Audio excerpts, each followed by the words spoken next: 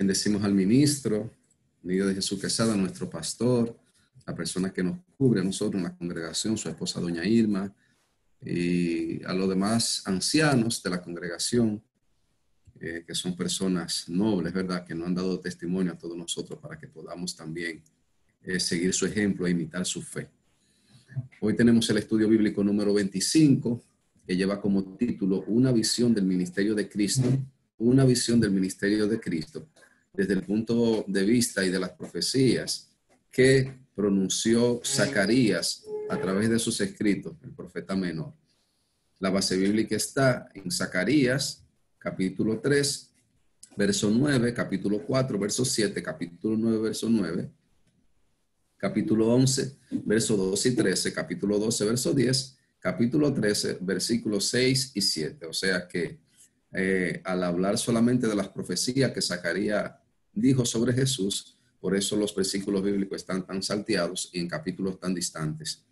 Entonces lo que vamos a hacer es que vamos a ver la pantalla porque ahí ya están plasmados para que podamos entonces realizar a una la lectura antifonal. Y leemos bajo la comunión del Padre, del Hijo y del Espíritu Santo.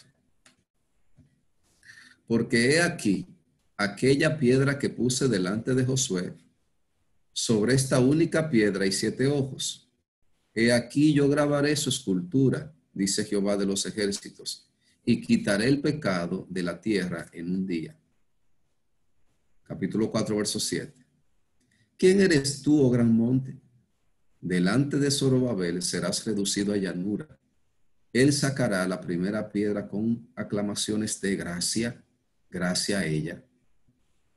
Alégrate mucho, hija de Sión.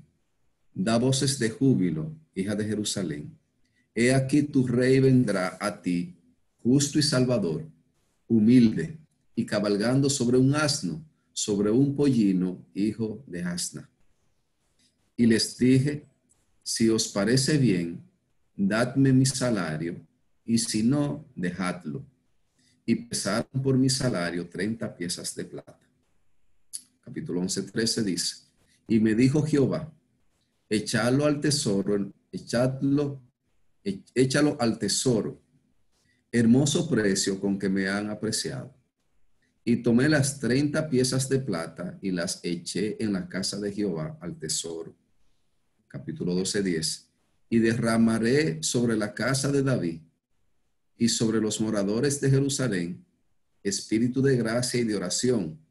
Y mirarán a mí, a quien traspasaron, y llorarán como se llora por hijo unigénito, afligiéndose por él como quien se aflige por el primogénito. 13:6. Y le preguntarán, ¿qué heridas son estas en tus manos? Y él responderá, con ellas fui herido en casa de mis amigos. Y 13:7 dice, levántate, oh espada, contra el pastor y contra el hombre compañero mío, dice Jehová de los ejércitos. Y hiere al pastor, y serán dispersadas las ovejas, y haré volver mi mano contra los pequeñitos. Padre, te bendecimos y te glorificamos. Te damos gracia en esta hora, en esta noche. Todos nosotros tenemos el privilegio y la oportunidad de estar expuesto a tu palabra. Tu palabra tiene poder, tu palabra tiene autoridad. En sí misma encierra poder y autoridad. Con el solo hecho de escucharla, aumenta nuestra fe. Con el simple hecho de discernirla, establece entre nosotros virtud, establece capacidad, establece santidad, establece fuerza, edifica, levanta y redarguye para poder seguir hacia adelante. Te presento a mi familia de la fe, a mis hermanos. Te presento cada vida que pueda ver esta enseñanza. Edifícala conforme a tu propósito, mi Señor Dios. Organiza cada idea, cada pensamiento. Establece denuedo, establece claridad y entendimiento para que tu palabra, mi Señor Dios, pueda crecer en los corazones, pueda germinar y llevar fruto al 30, al 60 y al 100 por uno. En el nombre de Jesús. Amén y amén. El pensamiento central, queridos hermanos, dice, una de las razones del valor del libro de Zacarías es su gran cantidad de profecías mesiánicas. Cuando habla de profecía mesiánica, la palabra mesiánico es relacionado al Mesías. El Mesías es Cristo Jesús, el ungido, el Cristo. Entonces, cuando habla de profecías mesiánicas, Zacarías del Antiguo Testamento y de los profetas menores fue el profeta que más profecías relacionadas a Cristo Jesús estableció en sus escritos. De los profetas mayores, entonces ahí tenemos a Isaías, que fue una persona que habló de todos los acontecimientos de Cristo Jesús. Y también en los padecimientos, ahí vemos a David, el adorador, que estableció también cómo el Señor iba a ser maltratado, cómo iba a ser vituperado y todo ese tipo de cosas.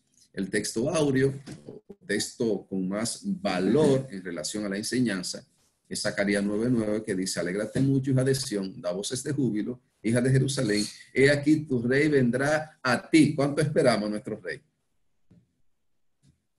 Justo y salvador, humilde y cabalgando sobre un asno, sobre un pollino, hijo de asna. Y más adelante vamos a poder ampliar un poquito ese texto áureo.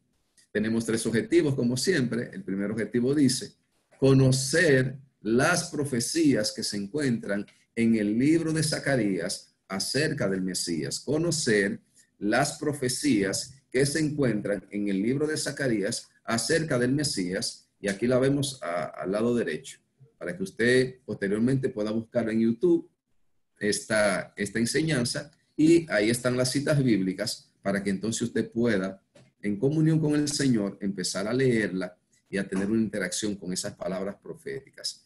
En Zacarías nos dice, capítulo 3, versos 8 y 6 y 9, dice que Él es el renuevo, ese brote de la raíz de tierra seca, así como la vara de Aarón que reverdeció y dio fruto. El Señor tiene esa capacidad de morir y tomarse a sí mismo y renacer, reverder. Entonces ese renuevo se refiere a esa parte, a esa raíz de esa tierra, raíz de tierra seca que vuelve y sale.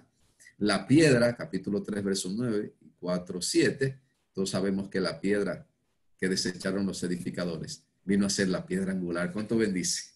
A Cristo Jesús.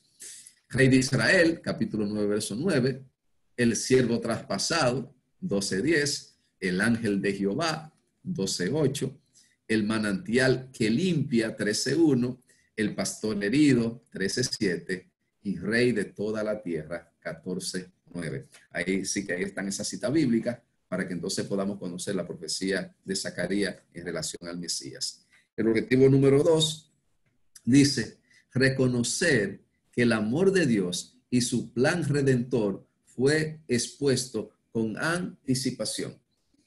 El amor de Dios y el plan redentor del Padre fue dado a conocer, fue expuesto con anticipación a la venida de Cristo Señor en carne para asumir por nosotros nuestros pecados.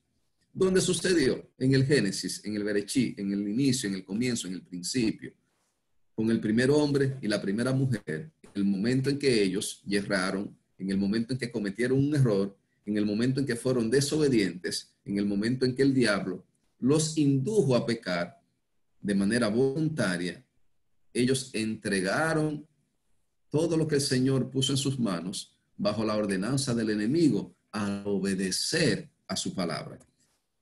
Y Jehová Dios hizo al hombre y a su mujer túnica de pieles y los vistió.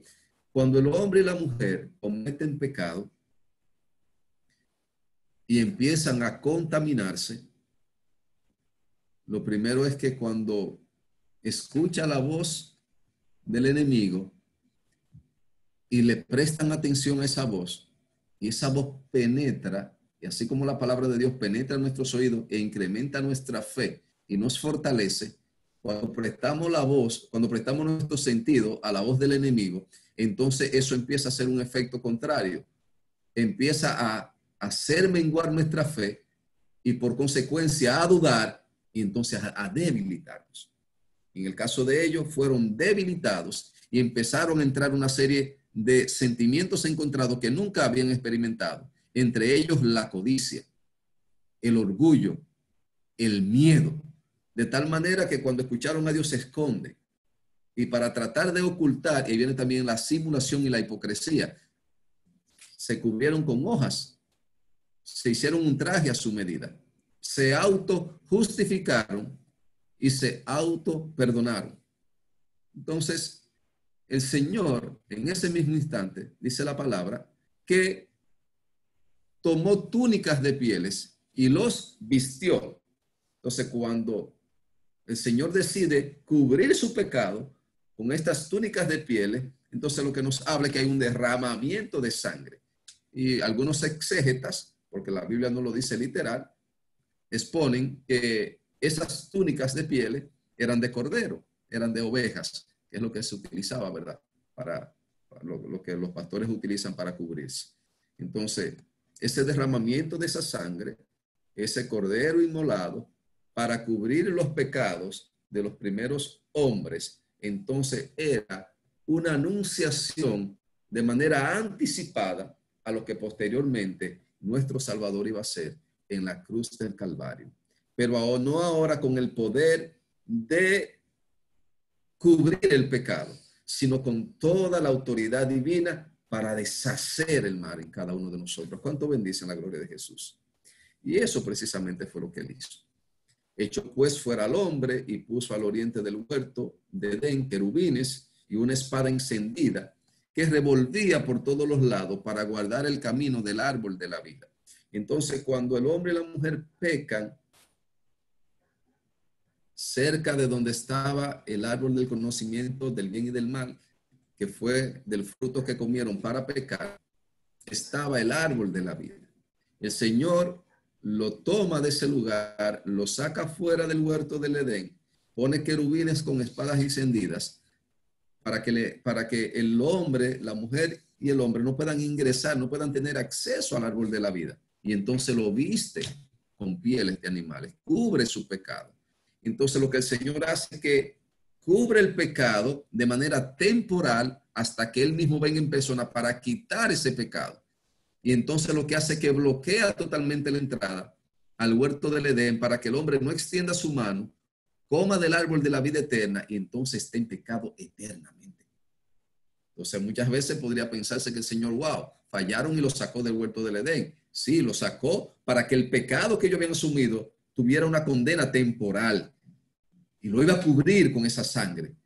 Voy a derramar esta sangre de este cordero para cubrirlo momentáneamente, porque posteriormente vendrá ese cordero inmolado que quite el pecado de Dios. Y ese pecado que es temporal, entonces iba a ser erradicado de la raza humana, para que cuando cualquier hombre decida volverse, pueda ser limpio completamente y el pecado no entrar a la vida eterna, que era lo que iba a suceder si el hombre y la mujer extendían su mano y comían del árbol de la vida. Eso le pasó a los ángeles en el cielo. Pecaron en la eternidad y en la eternidad se condenaron. Porque por eso vino Jesús, no se sacrificó por ellos, porque pecaron en la eternidad. En nosotros pecamos, pero el Señor lo dejó en la temporalidad. No permitió que comiéramos del árbol de la vida eterna.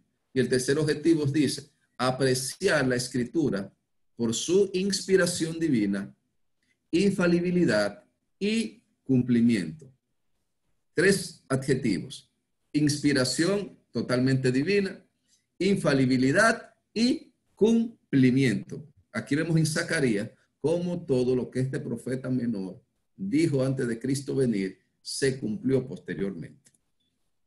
Pablo escribió en la segunda carta a Timoteo, capítulo 3, verso 16, toda la escritura es inspirada por Dios y útil para enseñar primeramente, redarguir, eso es convencer, y se necesita del Espíritu Santo de Dios. Tú enseña la palabra. Ahora mismo, por gracia, el Señor me está permitiendo enseñar la clase de hoy, pero el Espíritu Santo es quien redarguye en ti la palabra. Es la que le pone el efecto restaurador y renovador, si tú en tu corazón quieres acceder a su entendimiento. Para enseñar, para redarguir, para corregir. Una vez tome la palabra, me la enseñan, estoy convencido por ella, entonces empiezo a corregir aquellas cosas que la palabra me muestra que debo de corregir. Y instruir, ya entonces después que yo soy enseñado, convencido y he corregido, estoy en capacidad de instruir a otros también en la misma palabra. Entonces, toda la palabra es inspiración divina. Pablo lo dice aquí en la segunda carta a Timoteo. Pedro nos habla en su segunda carta capítulo 1, verso 19, hablando de la infalibilidad, que significa que no tiene errores, que no hay contradicción en sí misma. Tenemos también la palabra profética más segura, a la cual hacéis bien en estar atento como una antorcha que alumbra en lugar oscuro hasta que el día aclarezca y el lucero de la mañana salga en vuestros corazones, entendiendo primero esto, que ninguna profecía de la Escritura es de interpretación privada, porque nunca la profecía fue traída por voluntad humana, sino que los santos hombres de Dios hablaron inspirado por el Espíritu Santo. Toda la Escritura es inspirada por Dios, nos dice Pablo. Aquí Pedro vuelve y repite lo mismo. Tenemos la palabra profética más segura, la que no fue traída por los cabellos por los hombres, sino que los hombres, los santos hombres de Dios, fueron inspirados por el Espíritu Santo de Dios y hablaron conforme a esa inspiración. Toda la palabra fue escrita por el Espíritu Santo. Quizá algunos puedan decir, hermano Ediberto, pero yo he leído versos bíblicos que podrían contradecirse. Y es verdad, es así. Hay versos bíblicos que podrían contradecirse, pero en lo que tiene que ver en su traducción, no en el dialecto original. Entonces, como la palabra de Dios ha sufrido tantas traducciones, muchas veces hay algunos hombres, ¿verdad?, que han cometido algunos errores, pero la palabra de Dios es infalible. El Espíritu Santo no se equivoca. El Padre no se equivoca. Cristo no se equivoca. Nos equivocamos nosotros los hombres, y muchas veces en su traducción. Salmo 22:16 dice, David hablando, porque perros me han rodeado, me han cercado cuadrilla de malignos, horadaron mis manos y mis pies. Contar puedo todos mis huesos. Entre tanto, ellos me miran y me observan. Repartieron entre sí mis vestidos y sobre mi ropa echaron suertes. Aquí David, por el Espíritu Santo, por esa inspiración, estamos hablando del cumplimiento, miró a Cristo Jesús del pretorio al Gólgota para ser sacrificado. Y David tuvo el privilegio de ver todo el trayecto de Jesús y todo lo que le hicieron. Cuando horadaron sus manos y sus pies.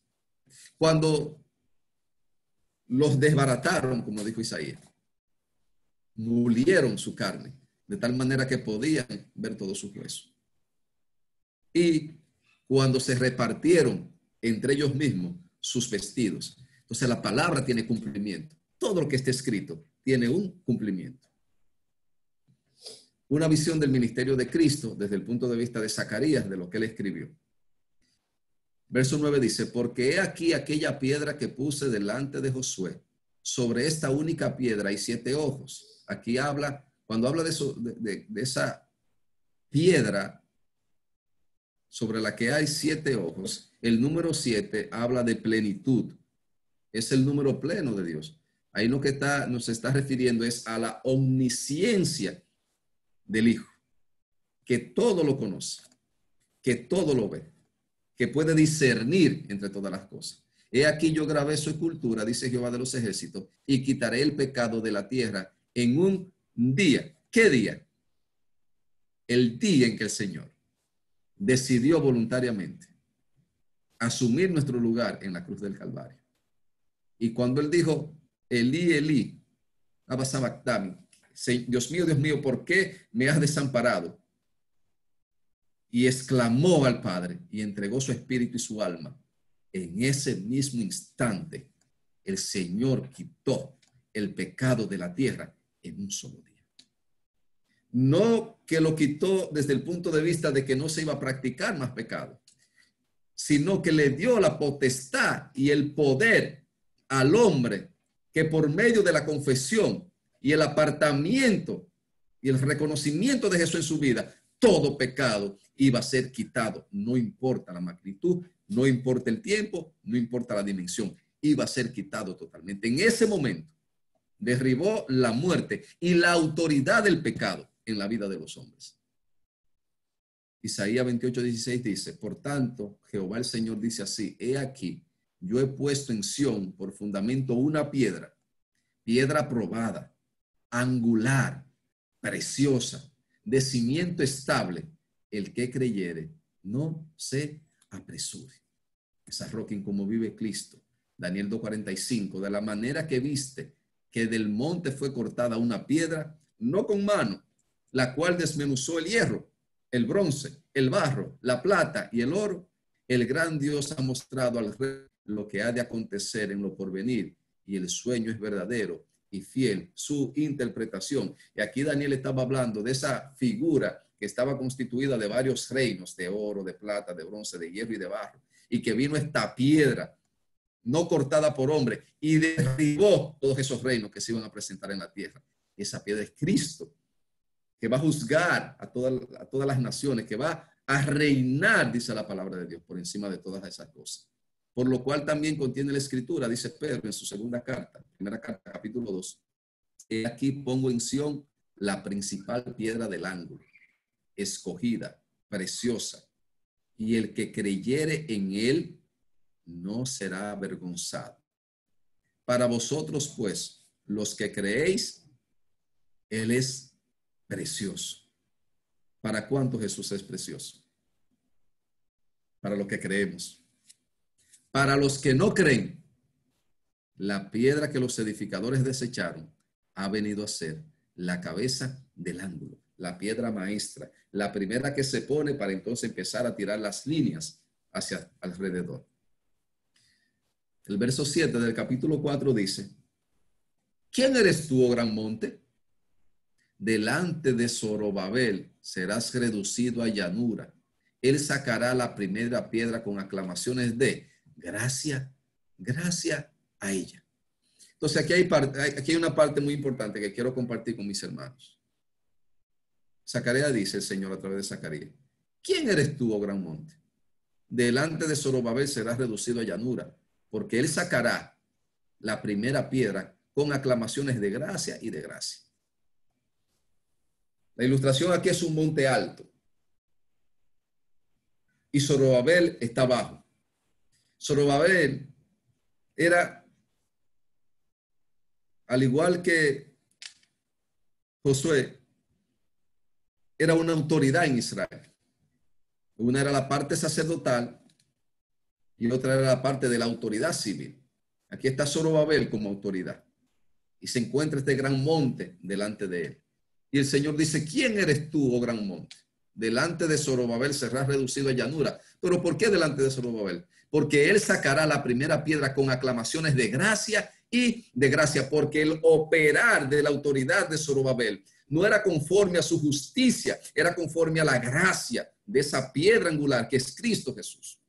Y entonces ese monte alto, ese problema, ese gigante, ese demonio, esa situación que parece gigantesca, por medio de la aclamación a esa piedra, a Cristo Jesús, entonces iba a ser reducido a ¿qué? A llanura, de tal manera que Zorobabel podría pasar por encima. Eso fue lo que el Señor nos dijo. He aquí, estoy potestad y al serpiente y escorpiones, y sobre toda fuerza del enemigo, y nada os dañará. El Señor nos va a dar la facultad de poder pasarle por encima, ¿a qué? A todos los demonios. Por medio de él. Por medio de exclamaciones a él, de gracia y gracia a ella, a esa piedra, hablando de Cristo Jesús. Y la palabra gracia ahí es favor inmerecido, no porque lo merezcamos, sino por su perfecta voluntad. El verso 9 dice, del capítulo 9, alégrate mucho, hija de Sión, da voces de júbilo, hija de Jerusalén. He aquí tu rey vendrá a ti. Y miren de qué manera. Esto sucedió, esta profecía fue dada por Zacarías 500 años antes de la venida de Cristo. ¿Cómo iba a venir el Señor? Alégrate mucho, hija de Sión, da voces de júbilo, hija de Jerusalén. He aquí tu rey vendrá a ti, justo y salvador, humilde y cabalgando sobre un asno, sobre un pollino, hijo de asna. Así entró nuestro Señor Jesucristo a Jerusalén, triunfante. La gente le adoraba, La gente le alababa, tiraba palmas al piso, como se recibían a los grandes conquistadores romanos, sobre un asno, sobre un burrito, lleno de humildad. Eso sucedió 500 años después de esa profecía. Y el pueblo lo vio, lo vivió, el cumplimiento de esa profecía de Zacarías. Entonces Pablo, después de su partida, también nos da otra profecía. Porque si la profecía de Zacarías, en relación a que él iba a venir justo y salvador y humilde, y sobre un pollino, hijo de asna, y nosotros los vimos por medio de la literatura, por medio de su palabra, entonces esa misma palabra que inspiró a Zacarías es la misma palabra que inspiró entonces al hermano Pablo en la carta a los tesalonicenses 4:16, cuando dice: porque el Señor mismo, con voz de mando, con voz de arcángel y trompeta de Dios, descenderá del cielo, y los muertos en Cristo resucitarán primero. Luego nosotros, los que vivimos, los que hayamos quedado, seremos arrebatados justamente con ellos en las nubes para recibir al Señor en el aire, y así estaremos siempre con el Señor. Y si la palabra fue fiel a través de Zacarías para ver el cumplimiento 500 años después de esa profecía, también la palabra es fiel para con el hermano Pablo, para nosotros ver el cumplimiento de esa palabra cuando el Señor lo decida en el arrebatamiento de su iglesia. La única diferencia es que Él no viene ahora como Salvador y justo, porque ya Él vino como Salvador y justo. Ahora Él no viene con humilde, ahora Él viene como rey. Ahora Él no viene cabalgando sobre un asno, sobre un pollino hijo de asna. Ahora viene entre las nubes. Ahora Él no viene a redimir. Ahora Él viene a buscar los redimidos. Ahora Él viene a convencer. Él viene a buscar los convencidos. Ahora Él no viene a llevar vida. Él viene a llevarse, a volver a la vida a los que vivieron en Él por medio de su Santo Espíritu. Entonces tenemos nosotros ahora esta responsabilidad. Esto que Pablo habló en la carta a los tesalonicenses, con la misma inspiración divina que habló Zacarías, ellos tuvieron la desdicha de ver el cumplimiento de los escritos y desechar. Ahora a nosotros nos corresponde tomar los escritos, conocer esa inspiración y que no nos pase igual, sino que nosotros aguardemos como hombres y mujeres de Dios el mantenernos en santidad, el mantenernos velando al Señor, esperando en Él, como esa novia que espera a su esposo, como esa novia que está todavía en la casa de su madre, esperando que el esposo termine de hacer su casa para venir a buscarla, constantemente velando. Cuando el Señor le dijo: no beberé más del fruto de la vid hasta que no esté con ustedes en la casa de mi padre. Es esa ceremonia, esa boda israelí, esa boda árabe, cuando se rompen las copas y la novia promete esperarlo limpia y sin mácula, sin mancha, sin nada de que avergonzarse. Y él promete ir a construirle su casa. Y cuando termina de venir a buscar a su esposa, a su prometida, a su desposada, que ha de esperarle limpia y pura. Todos los días, mis hermanos. Basado en esa inspiración divina del hermano Pablo, lo que nos dice a nosotros es que todos los días nosotros tenemos que exponernos a la lavadora espiritual, que es reconocer delante de Dios cualquier dificultad que hayamos tenido. Es venir hasta Él, es hacer uso de esa libre entrada a la presencia que Él provocó, esa puerta que Él abrió en la cruz del Calvario. Y aprovechando esa puerta que Él abrió, que nos da acceso al lugar santísimo, a la presencia del Señor, venir a esa presencia y decir: Señor, perdóname, cometí esto. Y ese hecho que usted cometió, que se constituyó en pecado, le faltó a alguien, fue en contra de alguien a pesar de usted, también vaya y arregle toda situación y lávese. Y al otro día inicie nuevamente con el pie firme en Cristo Jesús, haciendo uso de esa restauración, haciendo uso de esa misericordia extendida del Padre para seguir hacia adelante. Y pasa otro día y seguimos hacia adelante. Y pasa otro día y seguimos hacia adelante, esperando siempre en Cristo Jesús, en el Señor, estando atento a su palabra, como esa antorcha encendida que alumbra en un lugar oscuro, porque el mundo está lleno de oscuridad, totalmente lleno de oscuridad. Y nosotros tenemos que tener la vista puesta sobre esa antorcha que es su palabra. Tenemos que tener la vista puesta sobre ese galardón que Cristo Jesús, como hicieron los grandes hombres de Dios, que no se adaptaron simplemente, no se conformaron al siglo que estaban viviendo, a la situación de su día a día, sino que su mente y su espíritu fue más allá, buscando al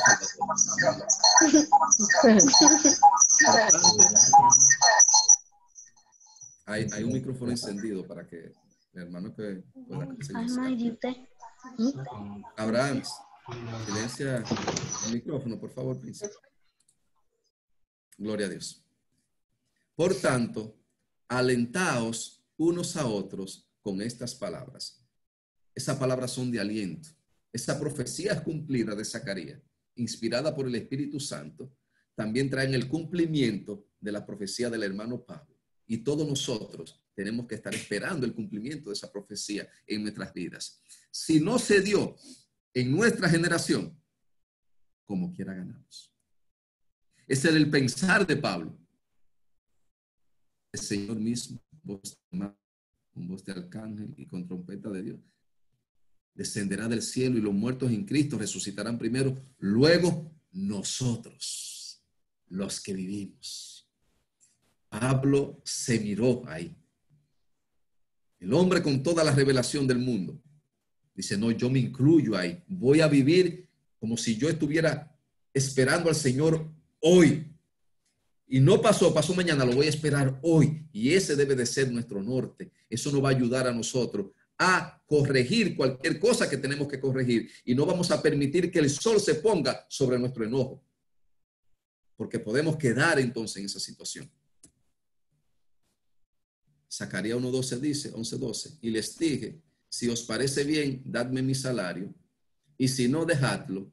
Y pasaron por mi salario, y pesaron por mi salario 30 piezas de plata. Otra profecía cumplida de Zacarías en relación a que nuestro Salvador, el Señor Jesucristo, iba a ser vendido, iba a ser comprado por 30 piezas de plata.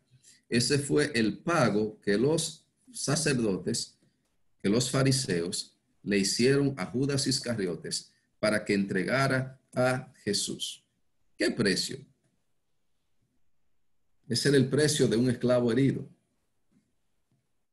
Éxodo 21:32 dice, si el buey acorneare a un siervo o a una sierva, a un esclavo o una esclava, pagará su dueño 30 siclos de plata y el buey será apedreado. Cuando un buey hería a un esclavo o una esclava, el dueño del buey tenía la obligación de apedrear al buey hasta matarlo y de pagarle esclavo a su amo. Eso estaba en la ley establecido. El valor de un esclavo herido eran 30 piezas de plata. Y ese fue el salario con el que Judas decidió vender a Jesús. Cuando ya se sirvió de su ministerio, robando lo que había en la bolsa, como dice Pedro, porque era ladrón. Y cuando el Señor decide ir a Jerusalén y le dice a ellos que él debe ser entregado por los hombres para ser vituperados por ellos y que él iba a morir, entonces Judas decidió, como vio que ya no podía seguir enriqueciéndose ni tomando del ministerio de Jesús porque ya se iba a entregar a la muerte, entonces él decidió hacer una transacción y lo vendió por 30 monedas de plata. Ese fue el precio de nuestro Señor Jesucristo, el precio de un esclavo herido. Y dijo uno de sus discípulos, dice Juan 12:4, Judas Iscariote, hijo de Simón, el que le había de entregar, ¿por qué no fue este perfume vendido por 300 denarios y dado a los pobres? Pero dijo eso, no porque cuidara de los pobres, sino porque era ladrón. Y teniendo la bolsa, sustraía de lo que se echaba en ella. Zacarías 11:13 dice, y me dijo Jehová, échalo al tesoro, hermoso precio con que me han apreciado. Aquí hay una exclamación. el Señor hablando, y me dijo Jehová, échalo al tesoro, y en exclamación dice, hermoso precio con que me han apreciado. O sea, el mínimo valor que podía tener un ser humano, ese fue el precio con que le compraron a su hijo, al Dios eterno, al resplandor de su gloria, la imagen misma de su sustancia, el que sustenta todas las cosas con el poder de su palabra, por el que todas las cosas fueron hechas y sin él nada de lo que ha sido hecho hubiese sido hecho. Y el Padre dice, wow, hermoso precio con que me han apreciado. Me compraron a mi hijo con el menor valor que puede tener, conforme al estándar de los hombres, un ser humano. Y tomé las 30 piezas de plata y le eché en la casa de Jehová al tesoro. El Evangelio según San Mateo nos habla de esta situación diciendo, yo he pecado entregando sangre inocente. Eso es Judas hablando. Mas ellos dijeron, ¿qué nos importa a nosotros? Allá tú. Judas regresa otra vez donde los fariseos y reconoce que él había pecado entregando sangre inocente. Y ellos le dijeron, ¿qué nos importa a nosotros? Allá tú. Ese es su problema. Así que el diablo actúa. El diablo te esclaviza, te encadena algo. Te encadena un pecado.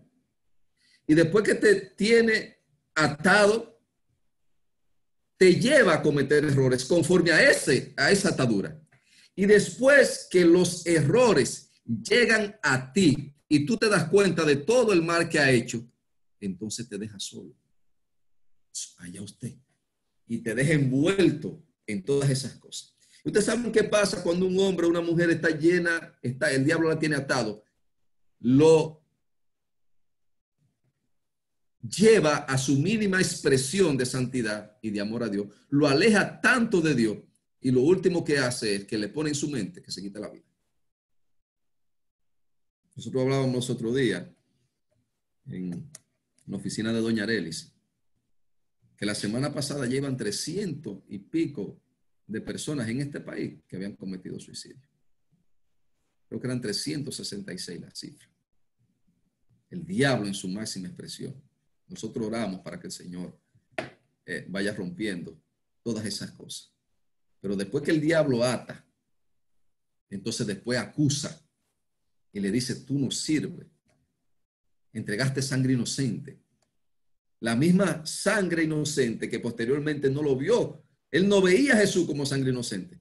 El diablo lo indujo a que viera a Jesús como algo comercial, como algo de lo que podía aprovecharse, como algo que podía sacar dinero. Y entonces después lo acusa y le hace entender que era sangre inocente para que entonces se quitara la vida. Así es que el diablo actúa.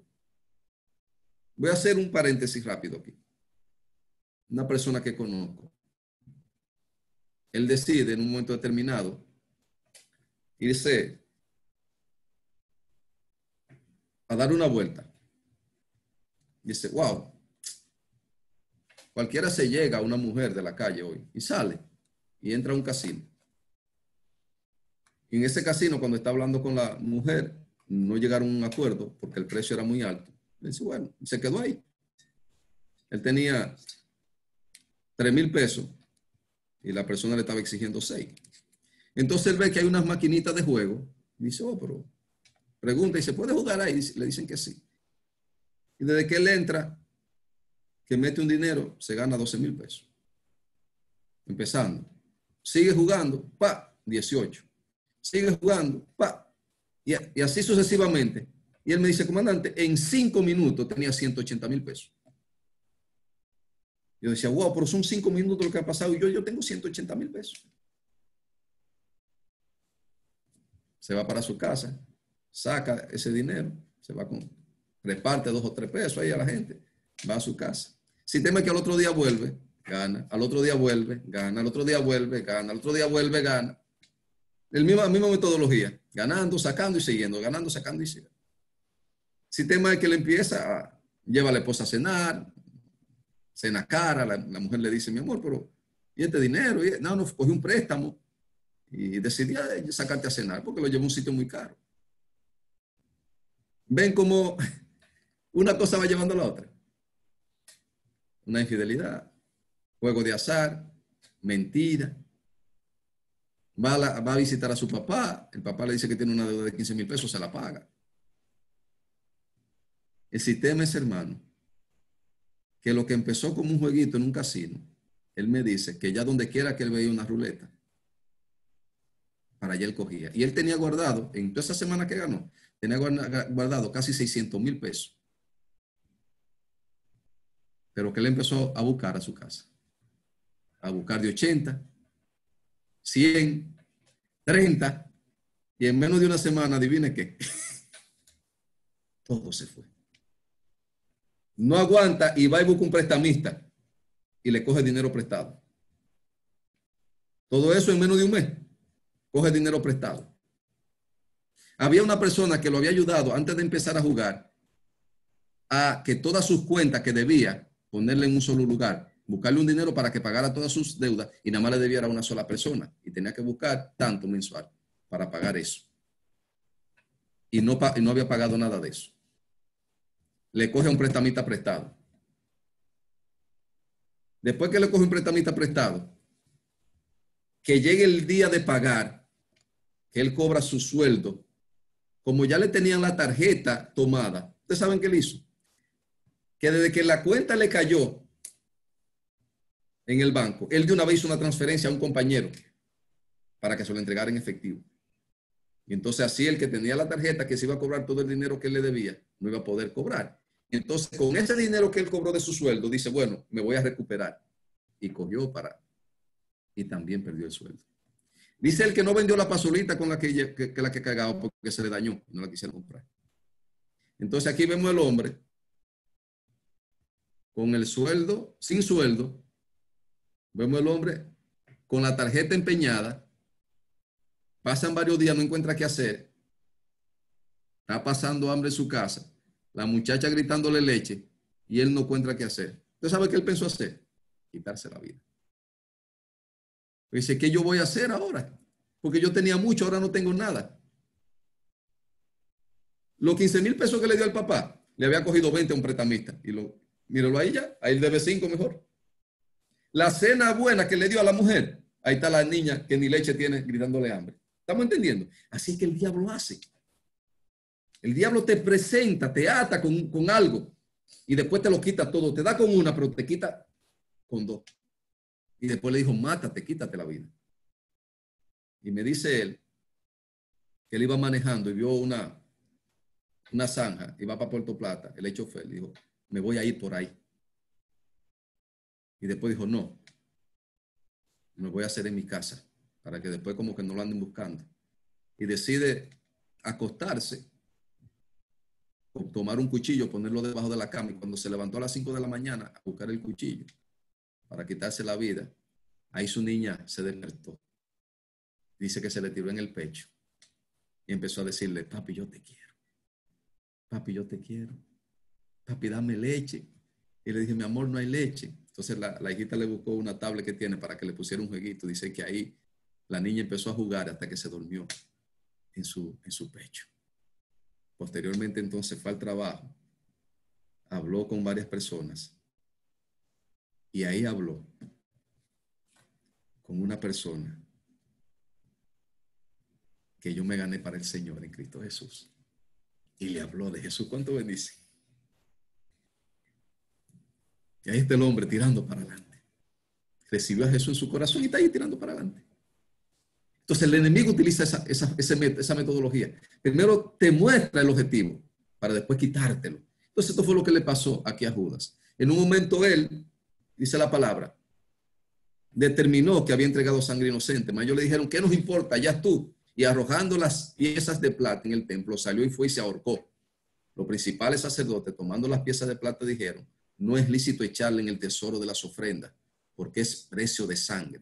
Y después de consultar, compraron con ella el campo del alfarero para sepultar a los extranjeros. Eso era un dinero de sangre, un dinero de muerte, y se compró un cementerio para esos fines. Y le preguntarán, Zacarías 13:16, terminamos aquí, ¿qué heridas son estas en tus manos? Y él responderá, con ella fui herido en casa de mis amigos. Levántate, oh espada, contra el pastor y contra el hombre compañero mío, dice Jehová de los ejércitos. Y era el pastor y serán dispersas las ovejas. y haré volver mi mano contra los pequeñitos. Esto pasó. Entonces Jesús le dijo, todos vosotros se escandalizaréis de mí esta noche, porque Cristo está, heriré al pastor y las ovejas del rebaño serán dispersadas. El Señor habló de esta parte citando a Zacarías. Pero después que haya resucitado, iré delante de vosotros a Galilea. Zacarías, profeta de la antigüedad, que habló una serie de profecías mesiánicas que el mismo Señor posteriormente se encargó de replicar, de citarlas y de darle la validez en el contexto espiritual que conllevaban. Y mi mensaje final es, así como Zacarías, así como Isaías, así como David, hablaron mesiánicamente, escribieron de las cosas que iban a acontecer con Cristo Jesús. Así también nuestro apóstol, el hermano Pablo, habló de una serie de profecías relacionadas a Cristo Jesús que van a acontecer, entre ellas su venida y el arrebatamiento de la iglesia. Padre, te amamos, te bendecimos y te glorificamos. Te damos gracias por el cumplimiento de tu palabra, por la infalibilidad de ellas, porque son seguras, porque tenemos la palabra profética más segura, la que está hablada por los grandes hombres y mujeres, inspirada por tu Santo Espíritu. Te pedimos, mi Señor Dios, que no haya duda en nuestro corazón a la hora de meditar y de leerlas, sino que podamos sacar el fruto de ellas y seguir hacia adelante en ti, caminando firmes, ellas alumbrándonos los pies y siendo lumbrera nuestro camino. Bendice cada vida, mi Señor Dios, que se vuelvan a ti, que reconozcan a Cristo Jesús como Señor y Salvador y puedan ser guiados por tu Santo Espíritu para que sean parte también del arrebatamiento de la iglesia o para que puedan ir con el Señor. En el nombre de Jesús, amén. Amén. Nuestro hermano ministro y pastor, Nidio de Jesús Quesada.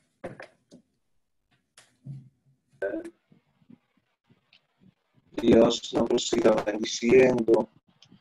López, Dios te prosiga bendiciendo y usando para la gloria suya. De las visiones que tuvo Zacarías, y me refiero a ella por el amor que debemos de tener a la palabra, como tú decías. Fue sobre su entrada hacia Jerusalén en un pollino, hijo de una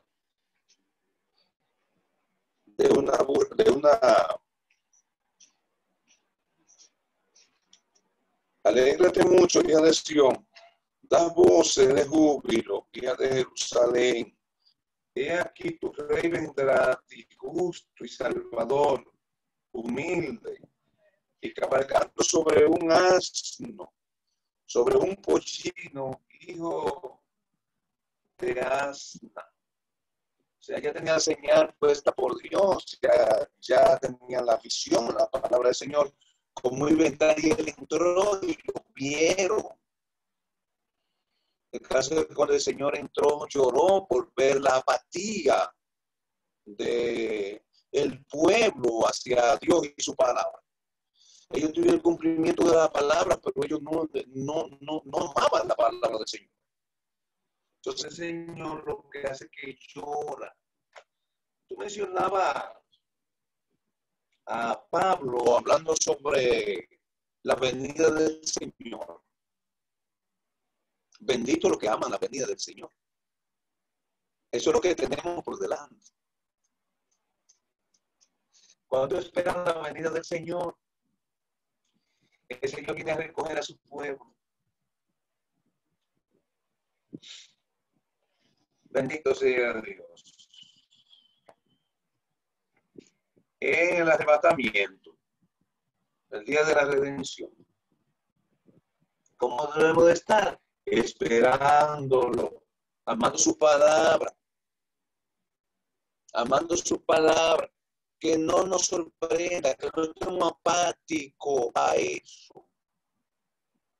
Ya nosotros tenemos la visión dada, ya nosotros tenemos la profecía dada. Ahora, acogernos a ella, como dice López, para que disfrutemos la bendición del Señor, para que nos vayamos con el Señor. Que Dios nos bendiga una vez más. Lo que Dios te siga bendiciendo. Voy a hacer una oración por ti y por Carmen Arelis, para que Dios les siga usando sobre este particular de la enseñanza. Padre bueno, gracias por la disertación de tu palabra, fiel y verdadera, inmutable. No falta en ella, por la cual tú usas a tus hijos, por tu Espíritu Santo. Señor, ahí está López. Bendícele. Que eso siga fluyendo, esa gracia, esa vida, esa gloria. Para alcanzar a mucho. Victoria a mucho. Para darle vida a mucho que te necesitan. A lo largo y a lo ancho. Dios mío, fortalécelo. Dale cada día, Padre, conocimiento de ella. Con esa humildad que caracterizó a tu hijo, Padre. Oh, Dios mío, Él lo haga. Y no solamente alcanzar a aquellos, sino su familia, que cada todos los pies del Señor Jesús. Muestra tu gloria, Padre. Rompe las cadenas a través de esta palabra. Dios mío, que son más cortantes que toda espada de doble filo. Y destruye, hermano. Destruye los obstáculos, destruye la ceguera. En el nombre de Jesús de Nazaret. Destruye el velo. Abre los ojos, Padre. Y produce tanto que re como nacer en tu buena voluntad. Usa ese hombre para la gloria tuya. Para eso lo marcaste, para eso lo escogiste, para eso lo plantaste, Señor. Y para eso tiene el Espíritu Santo ahí en él. Para que alcance tanta gente como ni siquiera lo ha pensado. Le bendigo, bendigo su esposa, bendigo sus hijos, le bendigo su ministerio. Padre, presentamos a Carmen Arelis Santana, esa muchacha que tú le mandaste como una bendición de Dios, para que tú lo hagas con poder, Padre, para que las glorias de Dios, las glorias del Señor, tome esa muchacha en pleno, Padre. Se quiebren todas las cadenas del diablo, Padre. Que haya una palabra de poder en su vida, a diestra y a siniestra. 24/7, Padre. En el nombre de Jesucristo de Nazaret. Para que se resuelva cualquier cosa. Para que se quiebre cualquier cadena. Para que las tinieblas se deshagan, Padre. En el nombre de Jesús de Nazaret. Y haya alimento a diestra y a siniestra. Que no falte, Padre. Muchas gracias por ella, muchas gracias por Miguel. Muchas gracias por su hija, por Josué, por toda su familia. Dios mío, alcance que fregue a todos los suyos. Ahora te presento la iglesia en pleno. La iglesia, Padre. Los demás líderes, los demás oficiales de la iglesia, líderes y toda la iglesia. Y todo el cuerpo de Cristo, donde quiera que se encuentre, Padre. Extiende tu mano, Padre. Rompe las cadenas, Padre. Quita los obstáculos, papá. Ayúdanos, avívanos, despiértanos. Que podamos ver tu gloria, Padre. En el nombre de Jesucristo de Nazaret. Que nosotros, Dios mío, hay una pasión por tu Hijo. Más apasionado por su venida, Padre. Por sus palabras. Dios mío, en el nombre de Jesús de Nazaret, y que el Espíritu Santo nos cargue a diestra y a siniestra. En el nombre de Jesús, envuelto en el poder y la gracia y la gloria y la victoria del Señor. Gracias, Espíritu del Señor. Gracias por Jesús. Ese sacerdote eterno que intercede en el Padre. Muchas gracias. Y tú intercedes aquí abajo, Padre. Espíritu Santo, gracias. Muchas gracias. Y el Padre atiende porque Él está allá con la llaga. Aleluya, como abogado, aleluya. Y atiende, Dios mío, a ese llamamiento de su Hijo. Muchas gracias. Bendigo a toda la iglesia, a todo el cuerpo y la almas que caen en los brazos del Señor. De rodillas de su presencia. En el nombre de Jesucristo. Lo bendigo a todos. En el nombre del Padre, del Hijo y del Espíritu Santo.